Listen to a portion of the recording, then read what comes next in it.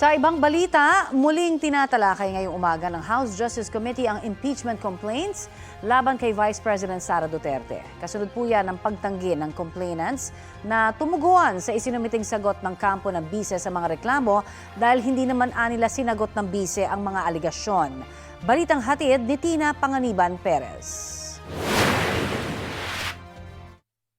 Sa manifestation of waiver ng mga complainants sa third impeachment complaint laban kay Vice President Sara Duterte, sinabi nilang hindi na nila kailangang sagutin ang consolidated verified answer ad cautelam na isinumite ng bise sa House Committee on Justice. Nabasa namin, walang specific denial as to specific paragraphs of the 98-page complaint that we filed.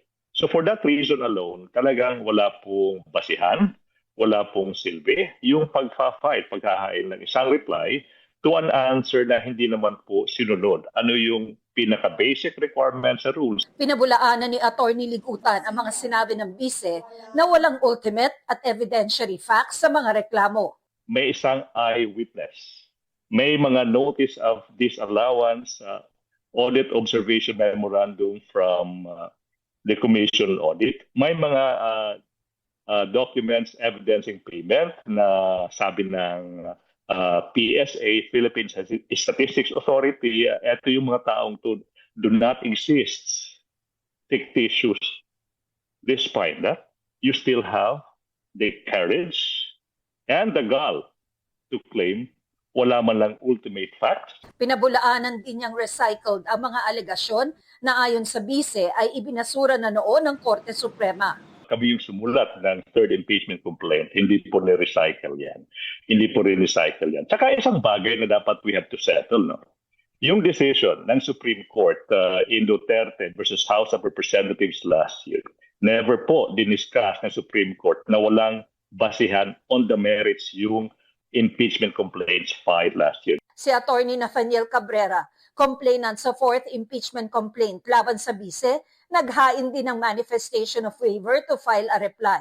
Sabi ni Cabrera, dahil hindi rin naman daw sinagot ng bise ang mga alegasyon at wala rin itong inihayag na bago, wala na raw saysay at makatatagal pa sa proseso kung maghahain pa siya ng sagot. Ang pahayag-an niya ng kampo ng bise na walang ultimate facts sa mga reklamo ay bunga ng maling pagkakaintindi sa rules na pwede nang humingi ng detalyadong ebidensya sa puntong ito ng impeachment proceedings. Dahil hindi na naghain ng reply ang mga complainant, sabi ni House Committee on Justice Chair Jervy Luistro na pwede nang talakayin ng House Committee on Justice kung may sufficient grounds para magsagawa na ng hearing proper. Si House Committee on Justice Chair Representative Jervy Luistro, pinabulaanan ang sinabi ng bise na walang ultimate at evidentiary facts sa impeachment complaints. Hindi rin daw totoo ang bintang ng bise na mayroon silang double standard pagdating sa impeachment complaints laban sa bise at laban kay Pangulong Marcos. They failed to show proof of the president's personal involvement or participation in the alleged offense, no? Sa case ng Vice President, to illustrate again, the offense of threat, what evidence will you still require? Res ipsa loquitur, it is the Vice President who is uttering the threat against the President, the First Lady, and the former Speaker. Now, about the confidential fund, you remember Congresswoman Laila De Lima even read and showed the certification of the training of the military to with the signature of the Vice President. Kinontra rin ni Luistro ang sinabi ng kampo ng bise na nalabag ang kanyang karapatan sa due process.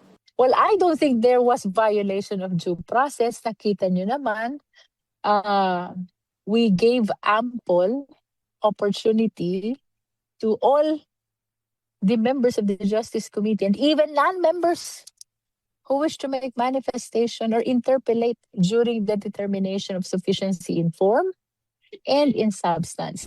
Sa panayam ng GMA Integrated News, pinanindigan ni Atty. Michael Powa ng defense team ni Vice President Duterte na puro opinyon, spekulasyon at konklusyon at hindi mga ultimate facts ang nakasaad sa mga reklamo. Paano naman po namin masasagot kung wala naman pong ultimate facts that will constitute yung impeachable offenses na pinaparatang nila laban sa ating Vice Presidente? It is not for the Vice President to prove her innocence. It is first for the complainants to actually prove na meron siyang ginawang mali in the first place. Ipinauubayan na raw ng depensa sa komite ang kahihinatnan ng impeachment complaints laban sa Vice President. Umaasa silang pagbobotohan ito hindi lamang base sa kanilang konsyensya, kundi sa mga ebidensyang iprinisinta sa kanila.